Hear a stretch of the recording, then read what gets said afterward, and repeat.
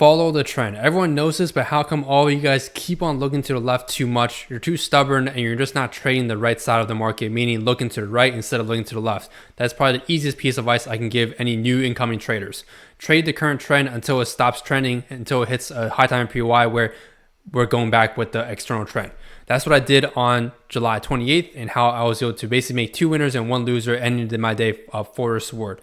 Let's go over the trades taken first off. So you can see this is the kill zone. The market opened around 8:30 here. EST or New York Stock Exchange opened at 9:30ish around here. But I believe on this day I woke up late. But we're definitely good setups, right? Off this PY here, you could have taken a nice short here.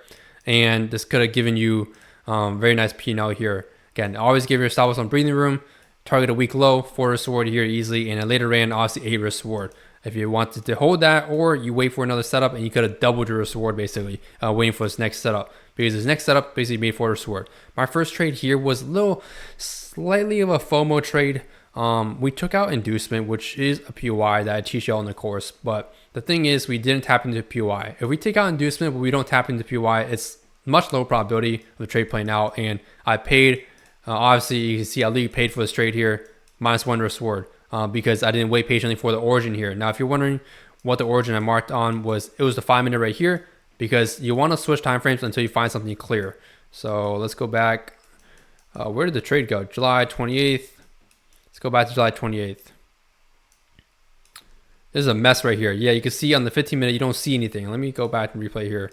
But you can see you don't see anything here on the 15-minute or 30-minute. There's no way to mechanically market POIs. This is why I teach y'all what I teach y'all in the course, man. I have a very mechanical system you can just replicate and trade every single day properly over the long run. You can see we have 1 hour here. This was basically my draw. We have a massive gap, so we filled the gap here. But where am I looking to long? I'm looking to long at this 1 hour here. Hence why I'm looking to basically follow the right side. This is what I talked to you guys about, following the right side, not the left side, right? Until we hit a POI on the left side that's on the higher time frame that can actually shift price towards the high time frame traders, because people are trading the high time frame, they're waiting for this POI on the higher time frame to hit. They're not trying to long up here in the middle of nowhere. If you're taking longs basically up here, you better be scalping, otherwise you're not on the right side of the market. Look to the right, not to the left. And you can see later just following the trend here, pretty straightforward, man. Just taking shorts right here. We're back in premium. If you want to draw the range here, this is the range. You can even use this as well. Point is, we took out inducement, we tapped into origin. I think everything else is fully mitigated above. Let's see. We have something a little unmitigated, but I do talk about this within a course why like a POI like this will almost never ever get touched anyway. This is basically the last resort for price to go lower.